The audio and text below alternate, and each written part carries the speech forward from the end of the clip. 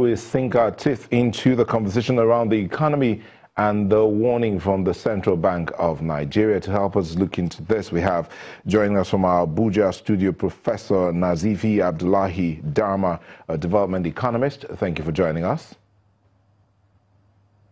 Good morning.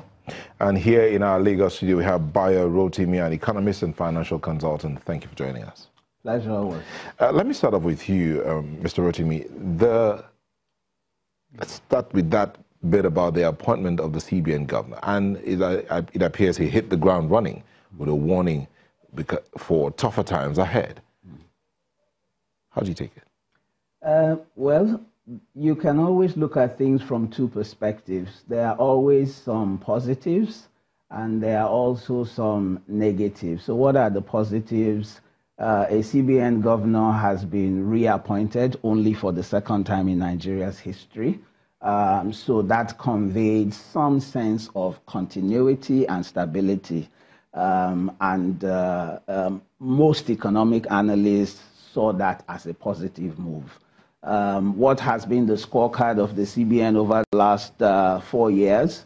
They can point to the fact that foreign exchange reserves have increased. The question is, to what extent did CBN contribute directly or indirectly to making that happen, given that we are generally an oil economy? So I believe that the first 4 years has been a bit of a mixed bag. We got into a recession, our first recession in 25 years. By divine providence, oil prices rebounded, so we got out of the recession. The recession could have been avoided if certain critical policies were put in place and implemented from the get-go. So I believe, all in all, lessons learned. We have another 4 years. We need to avoid the mistakes of the last 4 years. We need to get it right. So let's interrogate the agenda of the governor. In his initial speech, he was queried about the multiple exchange rates. To a large extent, his feedback was that that will continue and that we would have multiple windows to cater to different segments of the economy. Personally, I think that is a wrong move. I believe that that creates unnecessary distortion. I think that creates room for arbitrage, because when you have multiple rates, some people will take advantage of it, will abuse it. But you know, he also clarified on that thing about multiple rates, that we don't have multiple rates. Well, with due respect to the governor, I think he was just playing on words. He says we have multiple windows, but not multiple rates.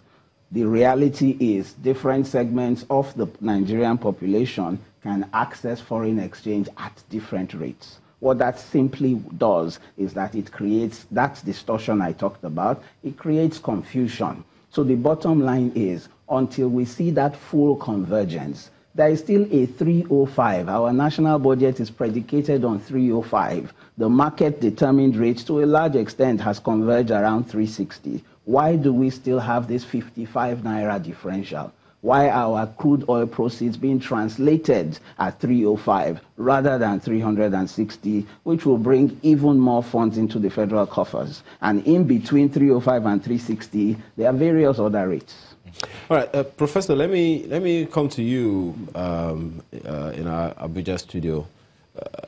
Maybe perhaps ask your own opening comments. On the one hand, the president said, it's going to be tougher times. Now the CBN governor is saying tougher times ahead. Any correlation? Please, let me hear you. Let me get you again. It's a bit breaking. Yeah, the president had said at the time after he, was declared as winner for second term, he said there's tougher times ahead. And now the CBN governor, second term, also saying tougher times ahead. Is there any correlation? Well, generally, as far as economic management policy framework is concerned, what the president articulated or indicated is a likely direction can never be different from what the CBN governor is likely to indicate, because there must be synergy between monetary policy direction and also fiscal policy direction. But that, as it may, if you look at the growth trajectory of the economy and what we have achieved in terms of coming out of recession, certainly much more needs to be done.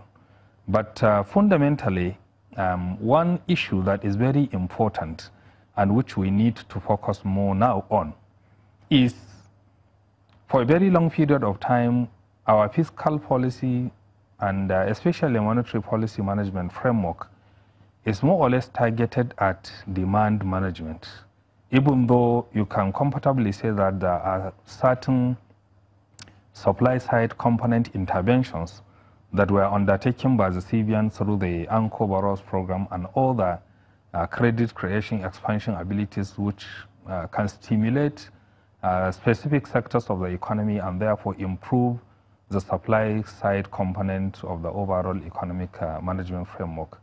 But that as it may, I think the most important thing for us to look at now is to be able to tell ourselves the home truths. If you do an estimated aggregation of the total number of goods and services we consume in this country, and if you look at the source of whether they are imported or produced domestically, then you can comfortably reach a conclusion that our country is an extremely import-dependent economy. Now, for an import-dependent economy that is also monocultural in nature, depending on prices of oil, whose prices are subjected to serious fluctuation with multiplicity of factors likely to lead to reduction in prices and demand in the next 4 to 5 years, then the question that we need to be asking ourselves is, what specific economic policy framework have we put in place to encourage and domesticate locally the production of virtually everything that we require in this country? Because if you don't domesticate local production and you are extremely import dependent, a slightest variation in the exchange rate and whose stability is exponentially dependent on oil earnings, then you are likely to have so much problems within the economy manifested in terms of inflation, lower standards of living, and a host of other problems. So I think going forward, we need to look at the issues very dispassionately and see in what way or what specifics can we put in place to make sure that virtually everything that we require in this country that we do have the capacity to produce locally is being produced locally as a way of expanding the supply side component of the economy as opposed to over-concentration on demand management. That is one. Number two, if you look at the component of even our growth trajectory and what are the specific sectors that have made that growth feasible that we have achieved out of recession, you realize that the non-oil sector is significantly playing a higher role. And I think we need to concentrate more on the non-oil sector, but particularly to make sure that our GDP growth rate is not just GDP growth rate per se, but it should be over and above our population growth rate, which is projected now at around 2.9 million people. Hence, literally every year, we are adding 5,220,000 people with a projected population of 190 million people. Then you could imagine the additional demand for food, water, and every other necessity trying to cater for additional 5.2 million every year, even though, of course, we have death rate, but certainly the death rate is much, much lower relative to the birth rate. So I think we need to sit down critically as a country, and this calls for a much better synergy and a more coordinated economic development framework involving the federal government, the states, and the local government. And unfortunately, the reality is that that our constitution has literally given, particularly. We'll come to some other elements, Professor. We'll come to some other elements, especially along the line of the constitution and all of that. But thank you very much for these opinions, Mr. Rotimi. You both have agreed that some tough decisions that needed to have been taken haven't been taken. I remember in 1983, before 1983, Ghana, for instance, in 1983 came up with some policies that reversed their inflation from 142% in 1983 to about 10% in 1991. Very difficult decisions were taken. What are those difficult decisions we are running away from, or we have been running away from? Thank you very much. I think the first thing is, let us look at the significant leakages in our economy. Today, and for the last easily 10 or so years, we have been carrying on with this culture of petroleum subsidies. Depending on who you are listening to, the Minister of Petroleum has put the figure in excess of ₦1 trillion. The World Bank has put the figure in around 760 or so billion naira. Whichever one is the case, that is too much money that is wasting on an annual basis. This is monies that could go into social infrastructure, healthcare, education. Professor spoke about our population growth. It is spiraling out of control. By 2050, they say we'll be the third most populated nation on earth. What are we doing to cater for even the 190 we have today, and what foundations are we laying? So petroleum subsidy, tough decision, but it has to be taken. We have to deal with it frontally. The power sector is about... You, of course, realize, yes. You recognize the implication of that. Well, you know, the reality is this.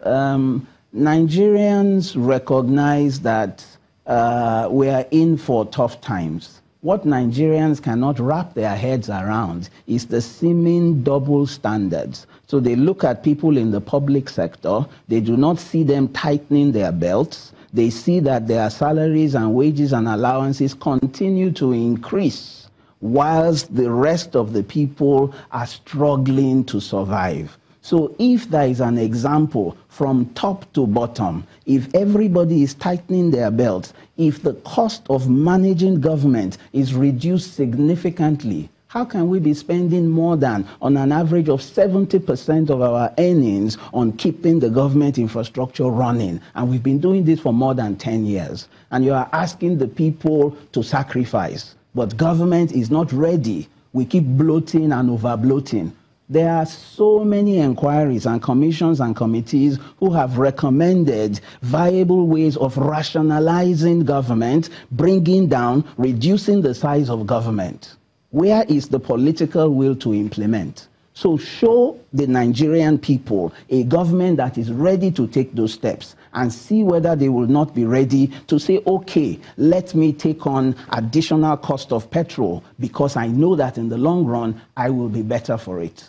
Most of the people who are in the hinterland, how many of them buy petrol at 145? We're just subsidizing our neighbors in West Africa, and we are enriching a very few, a group of people within Nigeria. So the subsidy has to go. The power sector is about to collapse. It is collapsing under the weight of a significant debt overhang.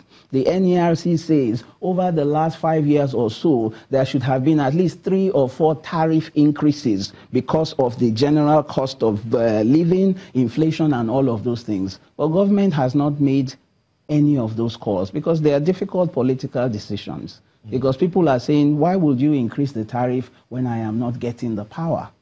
So there is always a give and take. The people will sacrifice if they see positivity and they see clarity and they see sacrifice and determination from government. So those things are there.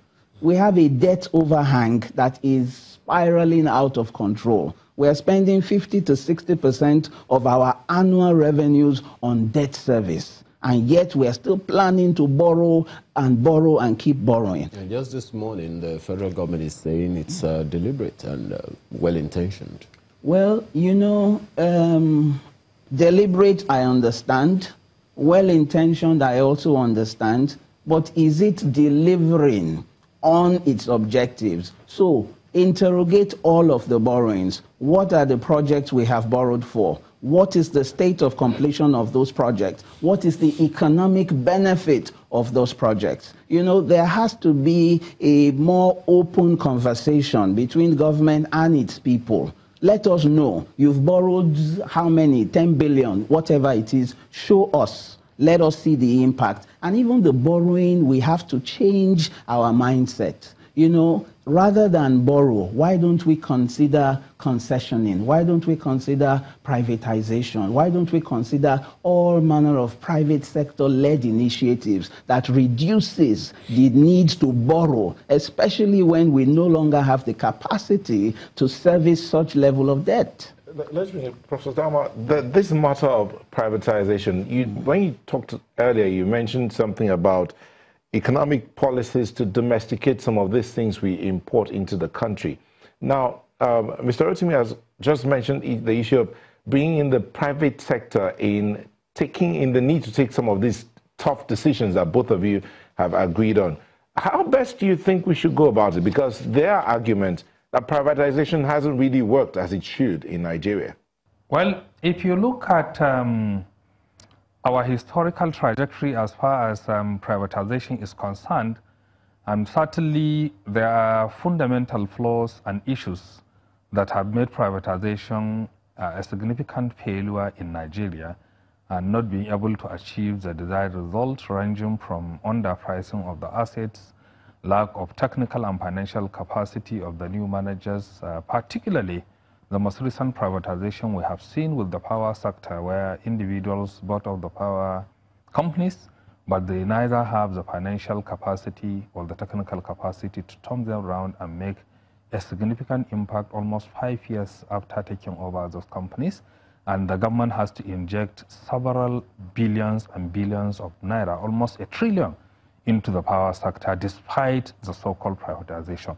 Now, the fundamental issue is that as a developing economy with a rising population, with serious infrastructure gap that is increasing, I think we need to borrow carefully from what other economies have implemented that have made them to achieve sustainable and inclusive economic growth and prosperity that helps them to fill the infrastructure gap and at the same time improve the capacity of the economy to produce more and then to consume more. If you look at the nature and trajectory of our budgetary allocation, particularly at the federal government level, you realize that in the last 33 years, approximately our total budget on a yearly basis is not more than 30 billion US dollars. Now, if you make comparative analysis with other countries, with other emerging economies that we are in the same league with, countries like India, countries like Brazil, countries like Indonesia, Egypt, South Africa, you realize that their budget per capita is much, much higher than ours. For example, in 2018, Brazil budgeted $1 trillion and 5 billion US dollars. Over $1 trillion US dollars. That is the budget of Brazil. In the same 2018, Mexico launched building a brand new airport at the cost of 30 billion US dollars, which is equivalent to the federal government budget. So you realize that we need to do so much in order to fill the gap. But the most important, ideal, cheaper, and sustainable avenue for filling that gap is to use public-private partnership model that has succeeded in filling so much of the infrastructure gap, particularly in India, in Brazil, Mexico, South Africa, and other countries. But you see, the reality of what is facing us today in Nigeria is that we need to do so much homework before we are able to attract public-private partnership as a complementation to our limited resources towards filling the infrastructure gap. One, we must be able to have realistic costing at every tier of government of capital project. A situation whereby our cost of capital project delivery is extremely on the high side relative to other emerging economies with similar topography and circumstance. You don't expect any private entrepreneur to bring his money and put in an economy whose costing is relatively uncompetitive relative to other economies. That is one. So we need to sit down, particularly at the National Economic Council, in a dispassionate and nationalistic manner to have a cost reduction, serious cost reduction in terms of infrastructure delivery framework. That is one. Number two, the existing policy framework as far as public-private partnership is concerned and the laws and guidelines are so much imbued with conflict of interest clauses that no any serious investor can venture into investing his own hard-earned money relative to other competitive and profitable sources existing elsewhere. So we need to do that, rework the policy, rework the framework, and be realistic in being able to copy what other economies, particularly India, Brazil, and South Africa have done in terms of success story and being able to attract so much money into the economy. Number three, the ad hoc manner in which we approach developmental interventions, I think we have to stop. Now is an opportunity. Mr. President has a renewed mandate, and we have a civilian governor that believe he can be able to complement what the president is doing. So we need to go back to the culture of national development planning so that every sectoral development intervention will have some element of complementarity and complementation rather than the haphazard interventions that we are having. Finally, the issue of CBN intervention and the specialized credit it is doing for the development finance within the economy, it has to be increased, one, but we also have to sit down as a country, gather every single stakeholder, and be able to tell ourselves the home truth that the present interest rate regime, as it is extremely inimical to entrepreneurship and productivity. We must be able to bring down the cost of credit to a sustainable and affordable level within the economy that will promote domestic production and entrepreneurship. If you make a comparative analysis between the total volume of developmental intervention funding provided by CBN and looking at the total deposit liability of banks in Nigeria, the existing ratios or monetary policy ratios existing, and the possible credit creation and expansion capacity of the overall banking system, you realize that the economy could be able to benefit much more significantly, up to 15 or 20 times higher than the total quantum of the development intervention provided by CBN if the cost of credit is affordable. And this is the most important way that you can be able to expand the supply side of the economy, promote domestic production of goods and services, generate so much employment, reduce absolute poverty, and then move the economy to a much more higher trajectory of maybe around 4, 5, 6% in such a way that it will have a serious dent on the 2.9% population expansion that we are having and the unacceptable and avoidable extreme level of poverty that we are having in this country, particularly in the northern part of this country. So we need to engage a realistic conversation between all the stakeholders that are running this economy, that matter in this economy, so that we can change a direction towards self-sustaining development and strategy that benefits all, not the enclave-oriented development strategy that we have today that is only benefiting very few.